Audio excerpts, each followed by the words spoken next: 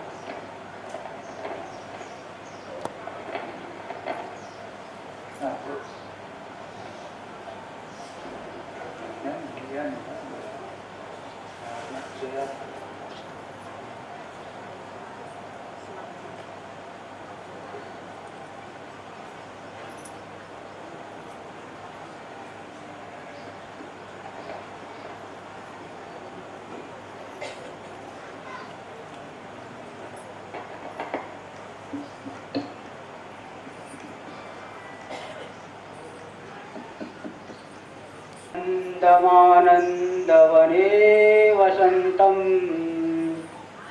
आनन्दकन्दं हतपापवृन्दम् वाराणसीनाथमनाथनाथं श्रीविश्वनाथं शरणं प्रपद्ये श्रीविश्वनाथं शरणं प्रपद्ये दिशन्तु सम्मे गुरुपादपांसवः। ओम शांति शांति शांति। परम पूज्य ब्रह्मलीन श्रोत्रिय ब्रह्मनिष्ठ महाराज जी के चरणों में कोटिशः वंदन। सभाध्यक्ष श्रोत्रिय ब्रह्मनिष्ठ परमादर्श महामंडलेश्वर महाराज जी के चरणों में कोटिशः नमन। परम पूज्य कैथल से आए हुए श्रोत्रिय ब्रह्मनिष्ठ महामंडलेश्वर महाराज जी के चरणों में कोटिशः वंदन। आश्रम के वर्तमान परमाध्यक्ष श्रोत्रिय ब्रह्मनिष्ठ पूज्य स्वामी जी, जिनसे हमने प्रस्थानत्रय का अध्ययन किया, पूज्य स्वामी जी के चरणों में कोटिशः वंदन। रायवाला ऋषिकेश से आए हुए आचार्य स्वामी जी के चरणों में कोटिशः नमन। राजराजेश्वरी आश्रम काशी से पधारे हुए आचार्य जी के चरणों में कोटिशः नमन। मंचस्थ अन्य विद्वत संत वृंद तथा संचालक महोदय स्वामी जी को नमन। समुपस्थित संत वृंद को नमन। श्रद्धा भक्तिमयी माताओं तथा श्रद्धालु सज्जनों, धर्म अर्थ काम और मोक्ष, ये चार प्रकार के पुरुषार्थ प्राणियों के लिए माने गए हैं। इसमें अर्थ और काम, ये दो पुरुषार्थ तो चींटी से लेकर के ब्रह्मा पर्यंत सर्वसाधारण है। क्योंकि देखिए अर्थ का संचय प्रत्येक प्राणी कर लेते हैं। एक चींटी भी अपनी आवश्यक वस्तुओं का संचय वो बिल में ले जा करके कर लेती है और कामनाओं की इच्छाओं की पूर्ति भी कर लेती है। तो कुल मिलाकर के अर्थ और काम ये दो तो सभी को प्राप्त है, किंतु धर्म और मोक्ष का संपादन ये मनुष्य के जीवन में ही संभव है। मनुष्य ही धर्म कर सकता है। इसलिए कर्म, एक तो होता है कर्म, एक होता है कर्म योग, और तीसरा है विधि पूर्वक कर्मों का परित्याग। कर्म से मतलब नहीं कोई भी लौकिक कर्म, आहार निद्रा भय मैथुनम च, ये कर्म नहीं, शास्त्रीय कर्म। कर्म शब्द से शास्त्रीय कर्म को यहाँ पे कहा जाता है, क्योंकि ये जो हमें प्रकरण मिला है ये कर्म योग का निरूपण है, इसलिए मैं ये बता रहा हूँ। तो एक कर्म यानी स्वाभाविक कर्म को नहीं लिया जाता है, शास्त्रीय कर्म, और दूसरा होता है कर्म योग यानी फलाभिसंधित से रहित होकर के कर्म करना। फल की आशा का, फल की इच्छा का परित्याग करके कर्म कर देना, इसे कहते हैं कर्मयोग। युज्यते अनेन इति योग, जिसके द्वारा हम जुड़ जाए, परमात्मा से जुड़ जाए, उसे योग कहते हैं। तो यहाँ पे कर्मयोग का निरूपण प्रारंभ होगा। तो यहाँ पे राजा निमि, विदेहराज राजा निमि आविर्होत्र उन 9 योगीश्वरों से प्रश्न करते हैं। राजोवाच कर्मयोगं वदत नः पुरुषो येन संस्कृतः विधूयेहासु कर्माणि नैष्कर्म्यं विन्दते परम। यहाँ पे राजा पूछ रहे हैं कि कर्मयोगं वदत नः पुरुषो येन संस्कृतः, आप लोग कर्मयोग का कथन करें। इसलिए पूछा जा रहा है कि पुरुष देखिए, मनुष्य अनादिकाल से कर्म कर रहा है।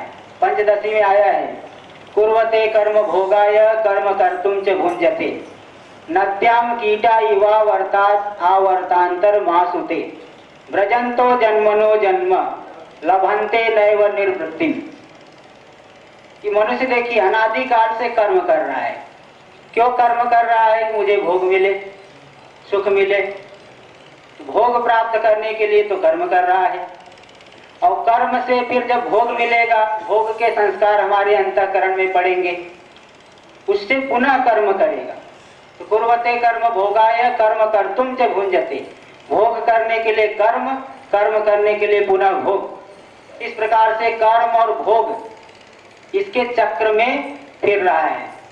इसमें दृष्टांत दे दिए वहां पे कि नद्याम कीटा इवा वर्तात आवर्तांतर मासुते। जैसे नदी में कहीं पे बड़ी तेज गति से जल गिर रहा है, तो वहां पे जल घूमने लगता है, उसको कहते हैं भंवर। तो जैसे किसी एक भंवर में कोई कीड़ा घुस गया, तो उसी में बेचारा चक्कर काटते रहेगा, और उससे निकला तो दूसरे भंवर में आ गया, वहां घूम रहा है। इसी प्रकार ये प्राणी मनुष्य भी तरह तरह के कर्म, कर्म कर्म कर्म का चक्कर, फिर भोग का चक्कर, कर्म से भोग, भोग से पुनः कर्म, इसी चक्र में ही घूम रहा है। अब इससे मुक्त कैसे हो? इसके लिए कर्म योग करना पड़ेगा।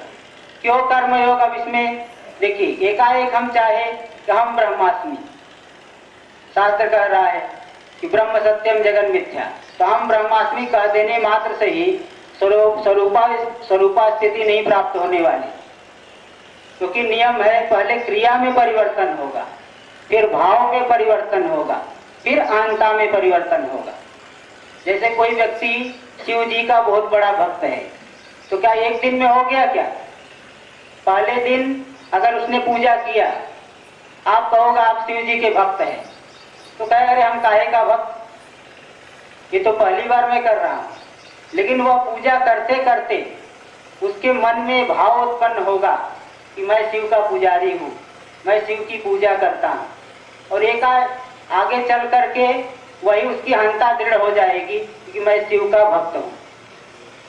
इसी प्रकार यहाँ पे देखिए, एकाएक अहंता में परिवर्तन, मैं ब्रह्म स्वरूप हूँ, अहम ब्रह्मास्मि, एकाएक परिवर्तन नहीं हो सकता, क्योंकि जगत की वासना इतनी दृढ़ है, उसको उखाड़ के एकाएक फेंका नहीं जा सकता। इसलिए कर्म योग करना पड़ेगा, जिससे अंतःकरण हमारा शुद्ध हो करके हमारा अंतःकरण योग्य हो जाए। तो अंतःकरण में 3 प्रकार के दोष बताए जाते हैं।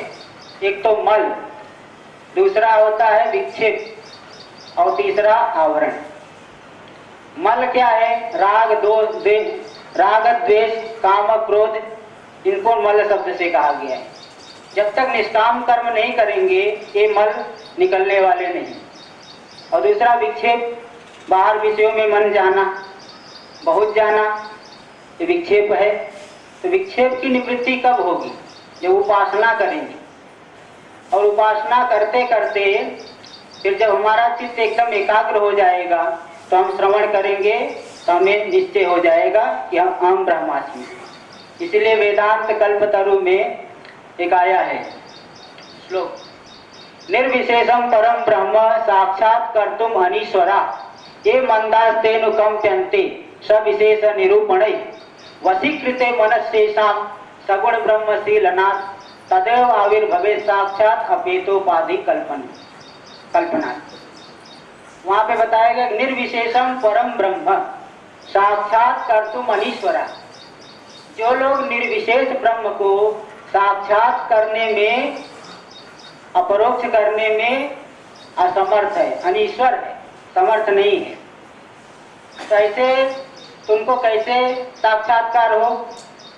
तो बताया गया कि देखिए निर्विशेषम परम ब्रह्म साक्षात्कार तुम अनीश्वरा ये मंदास्तेनुकंप्यन्ति। जो मंद बुद्धि वाले हैं, जिनका अंतःकरण विषयों में जा रहा है, उनके लिए सगुण ब्रह्म की कल्पना की गई। तो जब दीर्घ काल तक उस सगुण ब्रह्म की भक्ति करेंगे तो उनके अंतःकरण में ऐसी योग्यता आ जाएगी कि वहीं पे निर्विशेष ब्रह्म ही आविर्भूत हो जाएगा। ऐसा वहां पे कहा गया है। इसी प्रकार यहाँ देखिए बता रहे हैं कि कर्म योगम वदत न, हमें आप कर्म योग का उपदेश कर कीजिए, जिसका कि परिशीलन करके विधुये हासु कर्माणि अस्मिन मनुष्य लोके, शीघ्र ही इस मनुष्य लोक में शीघ्र ही कर्मों को छोड़ करके नैष्कर्म्यम विन्दते परम नैष्कर्म्य अवस्थिति को मनुष्य प्राप्त करता है। तो उसका कथन करिए। ये तो प्रथम प्रश्न हुआ। और द्वितीय प्रश्न भी यहाँ पे पूछ रहे हैं। एवं प्रश्नम ऋषिन पूर्व मृक्षं पितुरंतिके ना ब्रुवन ब्रह्मण पुत्रा तत्र कारण मुच्यता।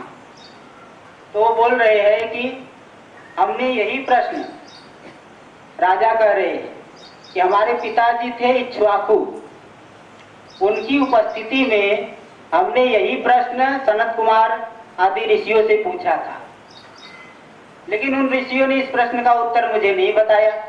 इसका भी कारण बताइए। तो दो प्रश्न हो गया। एक तो कर्म योग क्या है उसका उपदेश करिए, और दूसरा मैंने पूर्व काल में अपने पिता के सामने सनत कुमार आदि ऋषियों के समक्ष यही प्रश्न पूछा था, उसका उत्तर क्यों नहीं दिया। ये दो बातें मेरी समझ में नहीं आ रही, इसको आप बताइए। तो यहाँ पे अब देखिए जो षष्ठ योगीश्वर है उसका जवाब देंगे।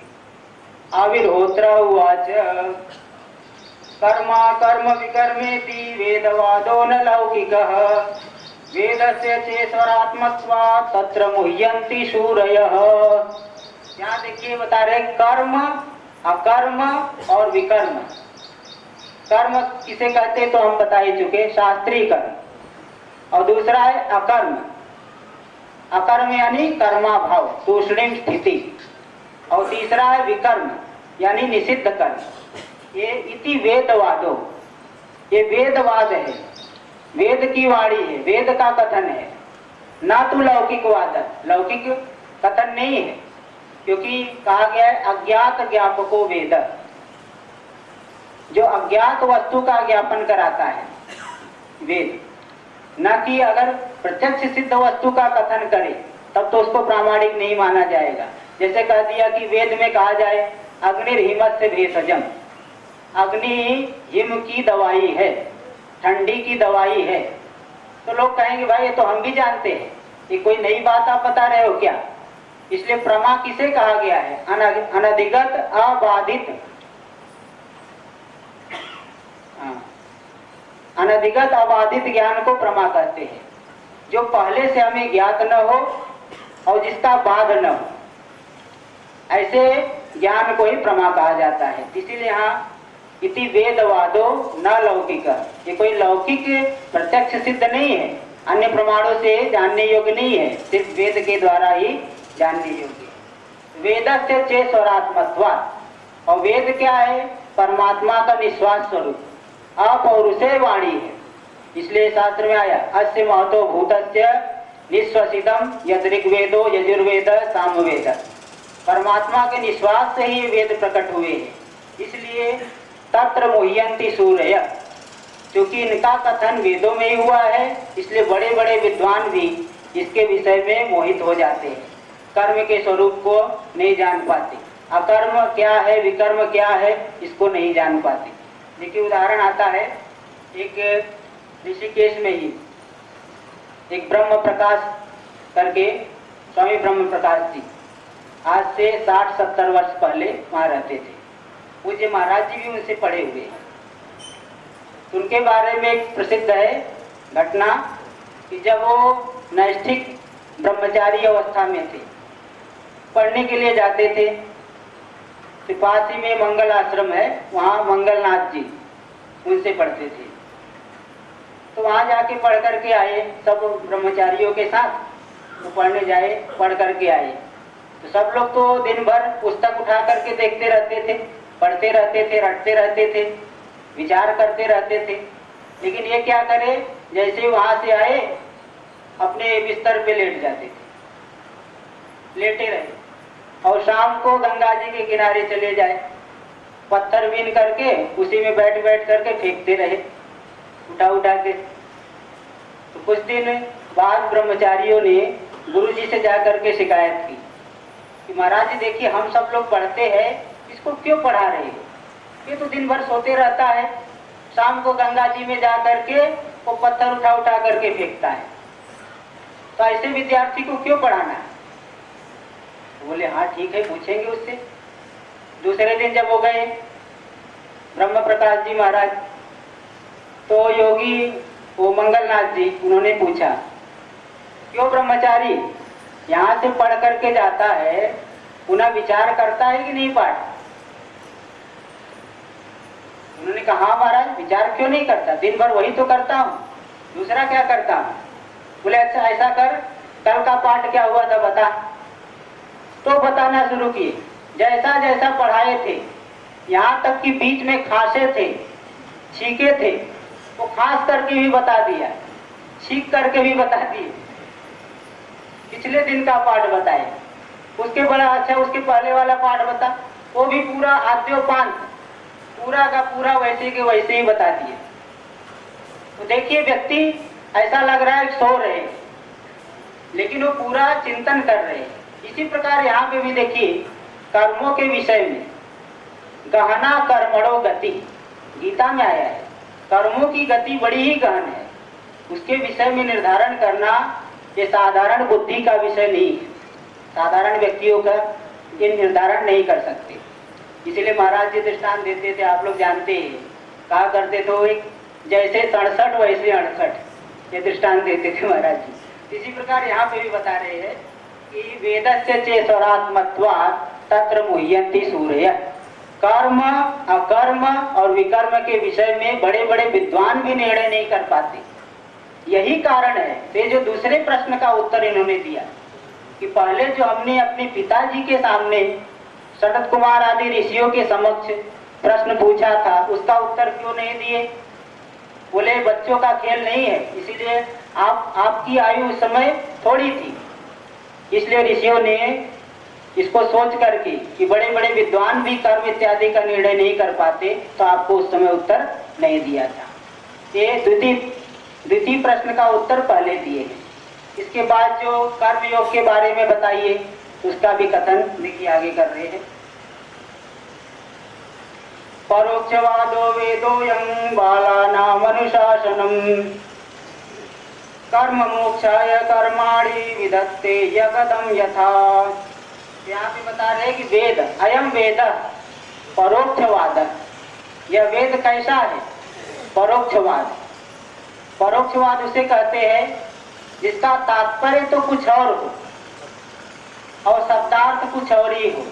जैसे उदाहरण प्रसिद्ध है कि कोई व्यक्ति किसी शत्रु के घर जा रहा था, उसकी माता ने कह दिया विषम भुंक्ष्व, जहर खा लो।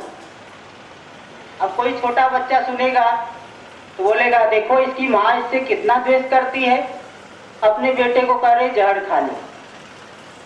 तो ये देखिए शब्दार्थ अलग है और तात्पर्यार्थ, वक्तुर इच्छा तात्पर्यम, वक्ता कहना क्या चाहता है ये समझना पड़ेगा।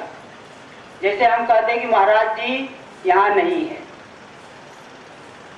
अब कोई नहीं समझने वाला व्यक्ति जो है झगड़ा करेगा, अरे महाराज जी तो आत्म रूप से विद्यमान है, कैसे तुम कह रहे हो महाराज जी है यहाँ नहीं है?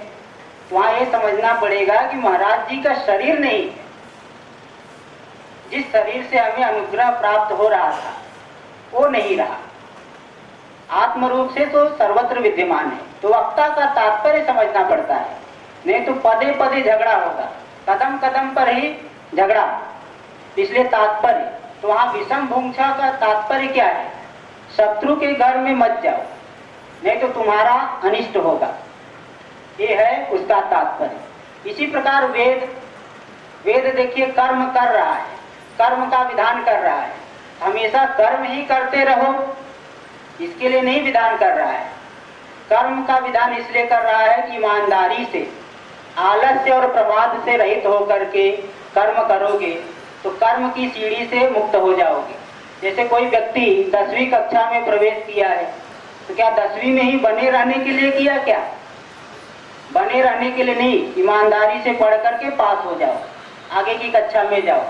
इसीलिए यहाँ बता रहे हैं कि वेद कैसा है? परोक्षवाद, उसका तात्पर्य ज्ञान में।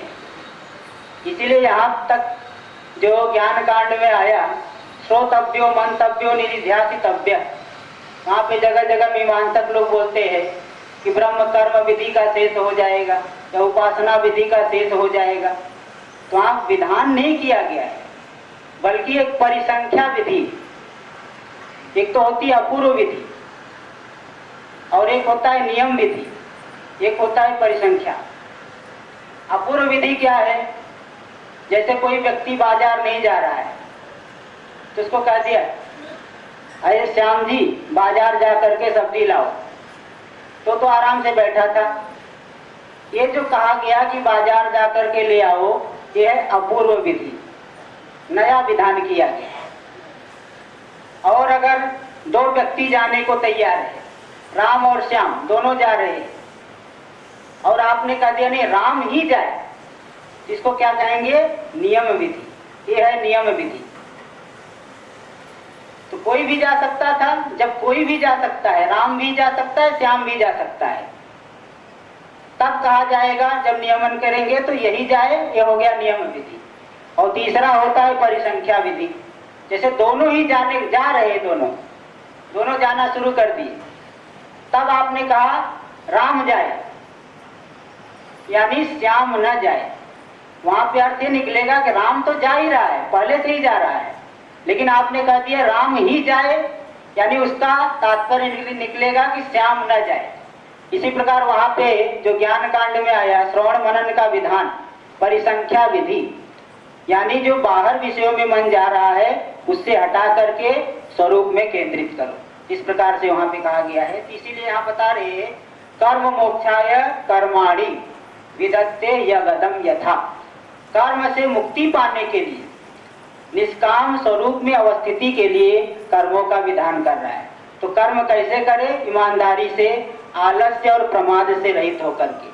प्रमाद किसे कहते हैं? प्राप्तस्य कर्तव्यस्य अकरणम, जिस कर्तव्य को करने का समय है उसे नहीं करना, भूल जाना, विस्मरण, इसे कहते हैं प्रमाद। और आलस्य क्या है?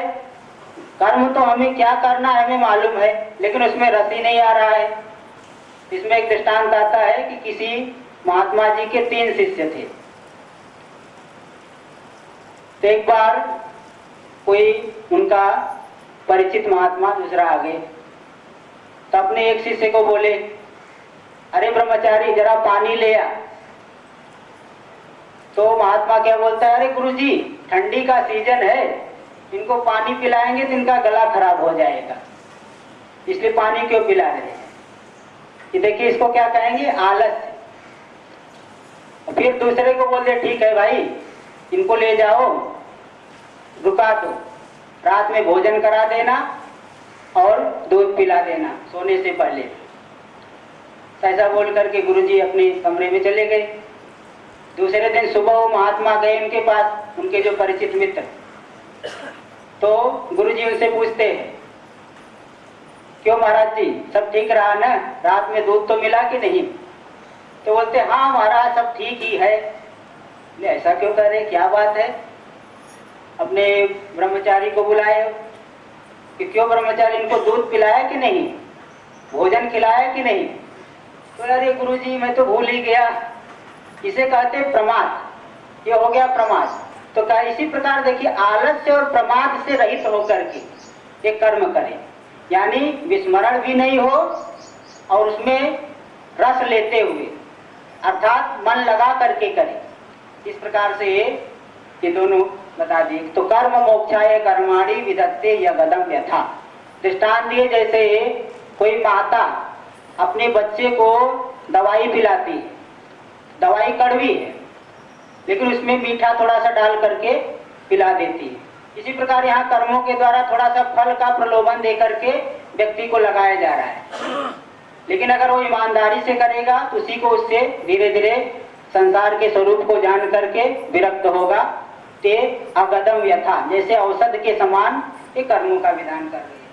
आगे का मंत्र है, नाचर्यस्तु वेदोक्तम स्वयं अज्ञो अजितेन्द्रिय विकर्मणा यधर्मेण मृत्योर मृत्युम उपैति स। जो व्यक्ति वेदोक्त कर्म नहीं करता है, स्वयं अज्ञो अजितेन्द्रिय, स्वयं तो अज्ञानी है, अजितेंद्रिय है, उसकी इंद्रिया वश में नहीं है। तो ऐसे व्यक्ति से देखिए 10 प्रकार के अपराध महाराज जी भी बताया करते थे। एक तो शरीर से होने वाले 3 अपराध, चोरी, हिंसा और व्यभिचार। वाणी से भी 4 प्रकार के अपराध होते हैं, जैसे मिथ्या बोलना, कठोर बोलना, असंबद्ध बोलना और पिशुनता यानी चुगलखोरी। ये 4 प्रकार के वाणी के अपराध होते हैं। और मन के द्वारा अपराध भी 3 बताए गए। एक तो अनिष्ट चिंतन, दूसरा पर द्रव्य लोभ, इसका पैसा मेरे पास आ जाए, इसके पास इतनी संपत्ति है ये मेरे पास आ जाए, ये पर द्रव्य का लोभ। पर द्रव्या दानेच्छा, ये लोभ, ये भी एक प्रकार का अपराध। और तीसरा अपराध बताए मिथ्या अभिनिवेश, मन के द्वारा होने वाला। शरीर इत्यादि में जो मिथ्या आत्मत्व अभिनिवेश, शरीर को ही आत्मा मान लेना, ये भी एक अपराध है। तो देखिए, जो व्यक्ति वेदोक्त कर्म नहीं करेगा, स्वयं ज्ञानी नहीं है, जिसकी इंद्रिया वश में नहीं है, तो स्वाभाविक कर्म ही करेगा, चोरी, हिंसा, व्यभिचार इत्यादि कर्मों को करेगा। इसलिए उसको क्या फल मिलेगा? तो बता रहे, विकर्मणा ही अधर्मेण मृत्योर मृत्युम उपैति स, बार बार मृत्यु से मृत्यु को प्राप्त करेगा। वेदोक्तम एवं कुर्वाणो निसंगोर स्थितम ईश्वरे नष्कर्म्याम लभते सिद्धिम रोचनार्था फलश्रुति। इसलिए वेदोक्त का, वेद में कहे हुए कर्मों का निसंग हो करके ईश्वरार्पण बुद्धि से करते हुए नष्कर्म सिद्धि को प्राप्त करता है। और वहाँ जो फल कथन आया है वो तो रोचनार्था, उसमें लगाने के लिए, प्रवृत्ति कराने के लिए कहा गया है। इसके आगे भी कई श्लोक है, इसमें पूजन विधि का वर्णन है। ये तो गुरु मुख से ही सुना जा सकता है। तो जो जिन्हें पूजन विधि नहीं मालूम है वो स्वामी जी से अलग से पृथक रूप से संपर्क करें। हमारा समय पूरा हो चुका है। इतना ही कहते हुए अपनी वाणी को पूज्य महाराज जी के चरणों में समर्पित करते हुए विराम देता हूँ। हरिओम तत्सत। इसी क्रम को आगे बढ़ाते हुए तीसरा संवाद जो है निमि और अंतरिक्ष का, उस पर प्रकाश डालेंगे अपने चेतन देव अवधूत मंडल आश्रम ऋषिकेश से पधारे हुए परम पूज्य स्वामी श्री अखंडानंद जी महाराज।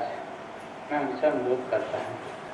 विश्वानि देव सवितुर्दुरितानि परासुवा यद्भद्रं तन्न आसुवा योऽन्तः प्रविश्य मम वाचमिमां प्रसुप्ताम् संजीवयत्यखिल शक्तिधर स्वधाम्ना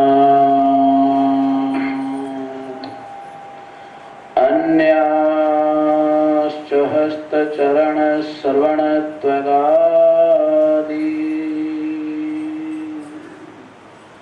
प्राणान्नमो भगवते पुरुषाय तुभ्यम्। इयं ब्रह्मा वरुणेन्द्ररुद्रमरुतः स्तुवन्ति दिव्यैस्तवैः वेदैः साङ्गपदक्रमोपनिषदैः गायन्ति यं सामगा ध्यानावसथित तद्गतेन मनसा पश्यन्ति यं योगिनो यस्यान्तं न विदुः सुरासुरगणाः देवाय तस्मै नमः। ॐ शान्ति शान्ति शान्ति। बोलिए सच्चिदानंद भगवान की, श्री सद्गुरुदेव भगवान की।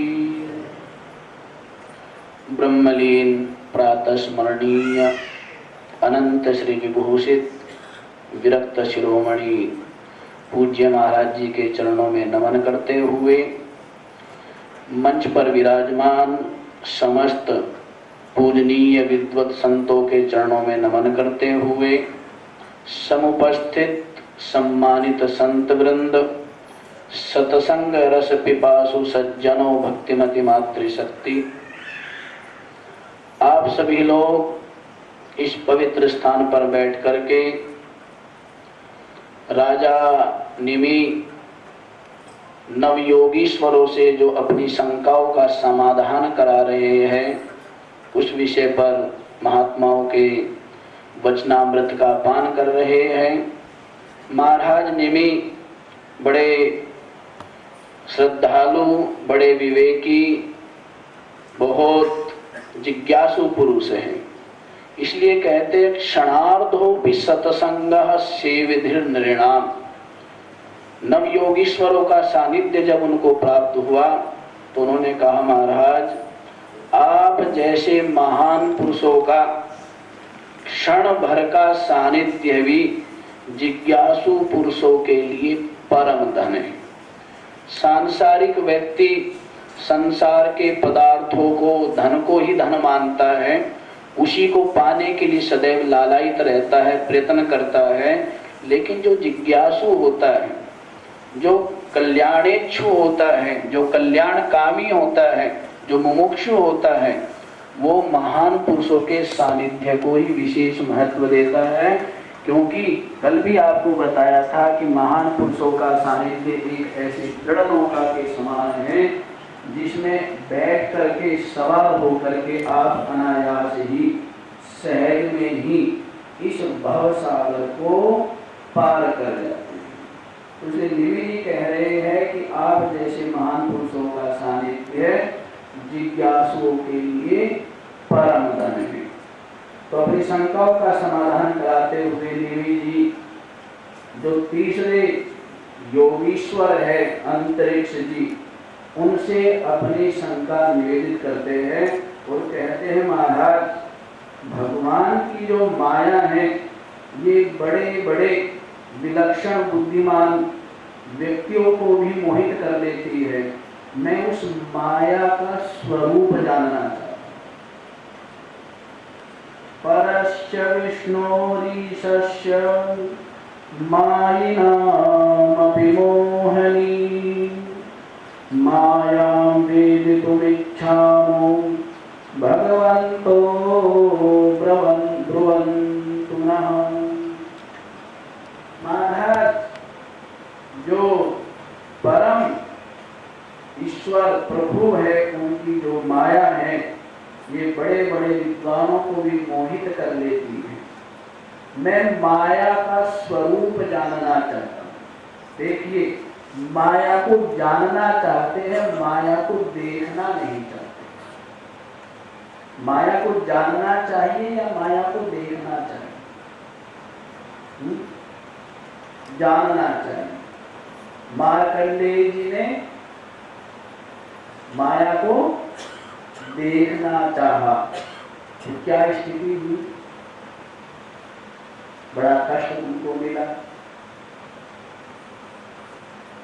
फिर अंत में कहा प्रभु अपनी माया को समेट। वैसे ही जिज्ञासु को, साधक को भी सदैव यही प्रार्थना करनी चाहिए, प्रभु हमारे हृदय से, हमारी बुद्धि से अपनी माया को आप दूर कर दो, अपनी माया को समेट दो। तो माया को जानना तो ठीक है, क्योंकि जानेंगे तभी उसको त्यागेंगे या उससे हमारा तरण होगा या हम उसको पार कर पाएंगे। लेकिन माया को देखना, देखिए ही माया का कार्य तो है ही, तो माया को देखना ठीक नहीं है, माया को आप जाने ये ठीक है। यही प्रश्न राजा निमि पूछ रहे कि महाराज मैं भगवान की जो दुरत्यया माया है, मम माया दुरत्यया, कि मेरी माया का अतिक्रमण करना, पार जाना बड़ा दुष्कर है, बड़ा जटिल है, बड़ा कठिन है। तो मैं माया का स्वरूप जानना चाहता हूँ, देखना नहीं चाहता। देख करके बड़ा त्रसित हूँ, बड़ा दुखी हूँ, बड़ा कष्ट पा रहा हूँ। किस प्रकार से इस माया का संतरण कर सकूं, पहले आप मुझे माया का स्वरूप बताइए। गो गोचर जहाँ लग मन जाई, सो सब माया जानहु भाई। जहाँ तक भी गो गोचर, जहाँ तक भी ये इंद्रियों के विषय और ये मन की पहुंच है, वहां तक क्या है, माया का ही पसारा है, वहां तक माया ही फैली। और माया का वैसे इदम रूप से निर्देश नहीं किया जा सकता। जिस प्रकार से परमात्मा अनिर्वचनीय है, इसी प्रकार से माया का भी निर्वचन नहीं किया जा सकता। ये भी अनादि है और ये भी अनिर्वचनीय ही है। हाँ, कार्यान्वयन, ये समस्त संसार हमें प्रतीत हो रहा है, देख रहा है, इसमें हम दुख पा रहे हैं, तो हाँ, ये माया का कार्य है। इस माया के कार्य के द्वारा ही हम माया को स्वीकार कर रहे हैं।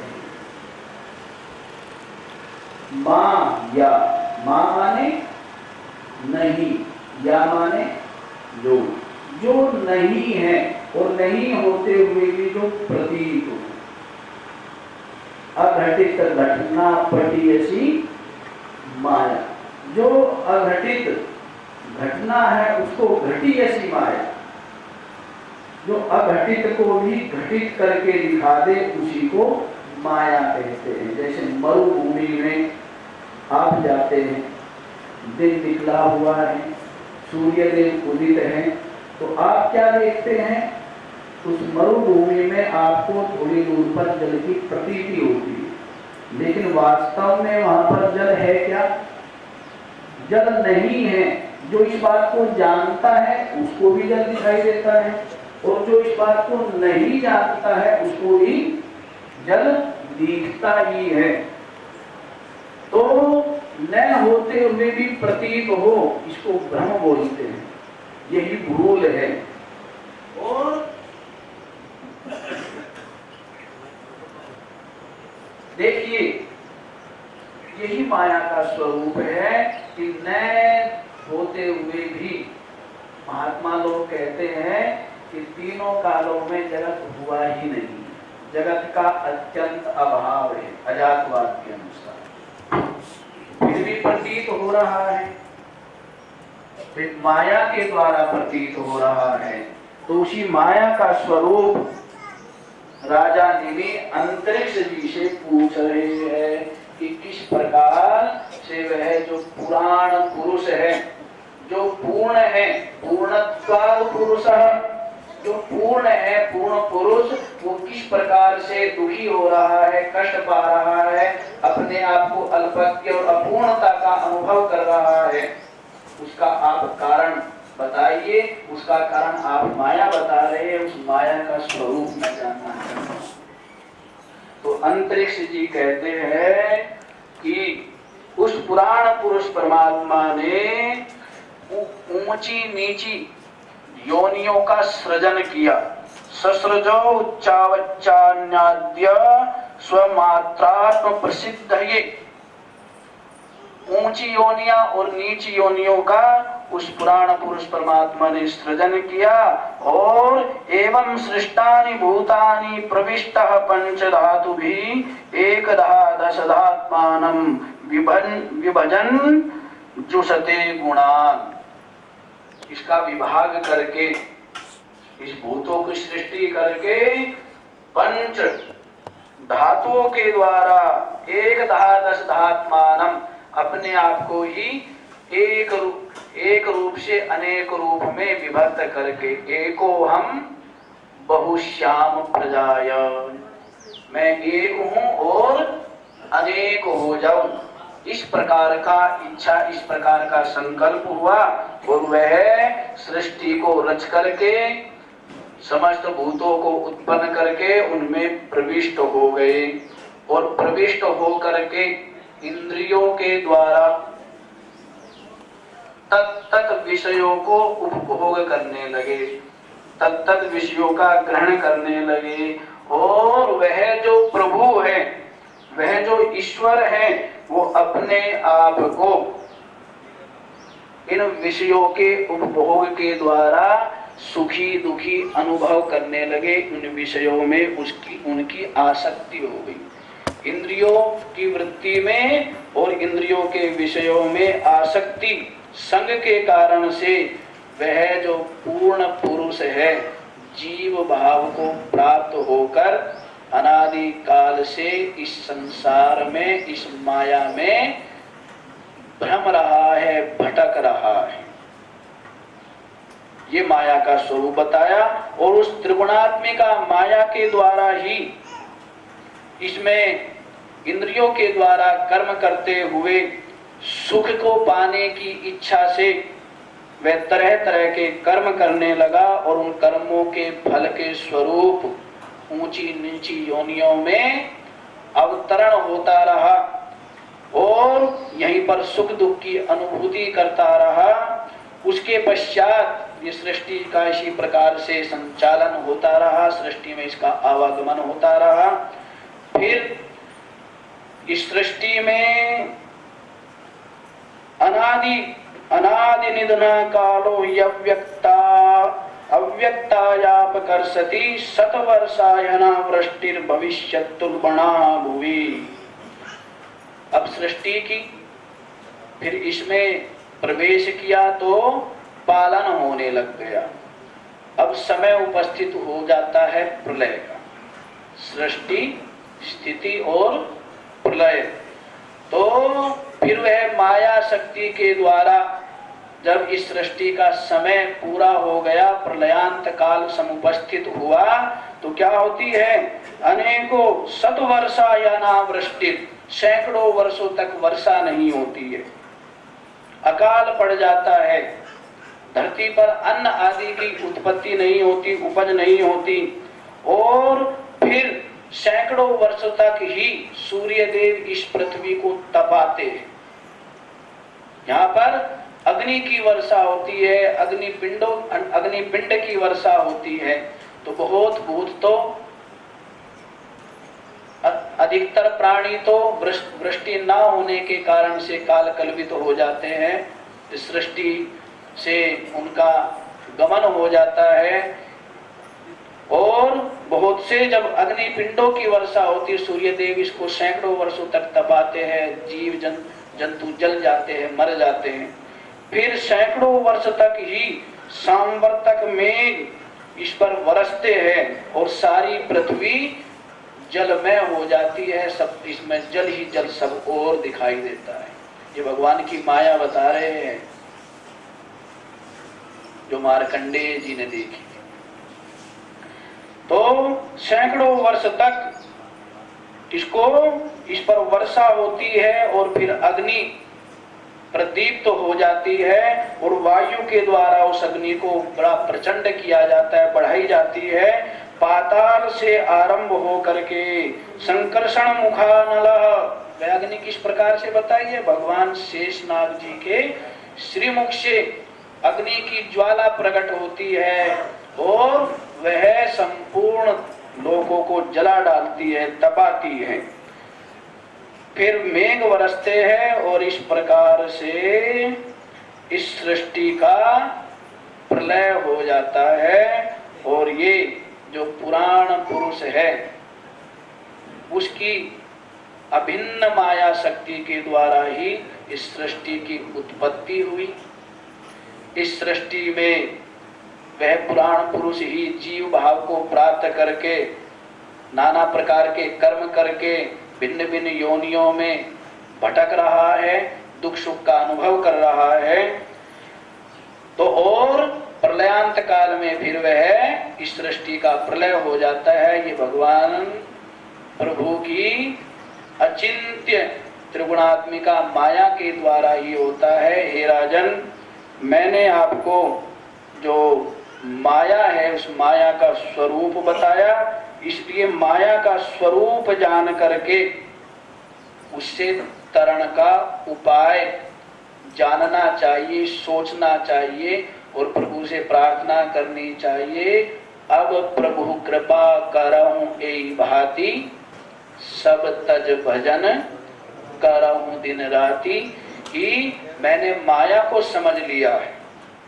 श्रुति भी कहती है, परीक्ष्य कर्म चितान लोकान ब्रह्मणो निर्वेद मायात नास्त्यः कृतः कृतेन तद विज्ञानार्थम गुरुमेवा विगच्छेत समित पाणी श्रोत्रम ब्रह्मनिष्ठम। इस संसार में की परीक्षा करके कि यहाँ पर क्या नित्य है, क्या सार है, क्या सुख है, परीक्षा करेंगे तो यहाँ पर कुछ भी नित्य नहीं मिलेगा, कुछ भी सार रूप नहीं मिलेगा। सर्वम दुखम दुखम दुखालयम शाश्वतम। भगवान ने अपना कितना सुंदर उपदेश दिया है, दुखालयम शाश्वतम। लेकिन वाणी में श्रद्धा नहीं हो पाती। भगवान का उपदेश है और उस उपदेश को जानता है, समझता है, पढ़ता है, पढ़ाता है, लेकिन अभी तक भी ये अनुभव तो दूर, लेकिन मान भी नहीं पाता कि ये दुख रूप है। यदि मान लेगा ना, जैसे आप बैठे हुए हैं धूप में और धूप सूर्यदेव अधिक प्रचंड जब होते चले जाते हैं, धूप आपको चुभने लगती है, तब आप उठ करके चले जाते हैं ना, तब तक बैठे रहते हैं जब तक धूप आपको नहीं चुभ रही है, आपको ठीक लग रही है। इसी प्रकार से जब तक आप संसार को नहीं समझ पाएंगे, संसार की कारणभूता माया को नहीं समझ पाएंगे, तब तक परमात्मा का स्वरूप को आप नहीं जान पाएंगे। तो इसलिए हे राजन, मैंने आपके सम्मुख माया का स्वरूप का निर्दर्शन किया, बताया, और अब भगवान से यही प्रार्थना करो, भगवान आपकी माया जो फैली हुई है उसको समेट ले, जिससे कि मैं आपके स्वरूप को देख सकूं। धातु प्रसादात महिमान आत्मनः। परमात्मा की कृपा से, उनकी प्रसन्नता से यह जीव जो अपना स्वरूप है, अपनी आत्मा है, उसका अनुभव कर पाता है। तो अधिक ना कहते हुए इन्हीं शब्दों के साथ मैं अपनी वाणी को विराम देता हूँ और हरि ओम तत्सत। ओम शांति शांति शांति।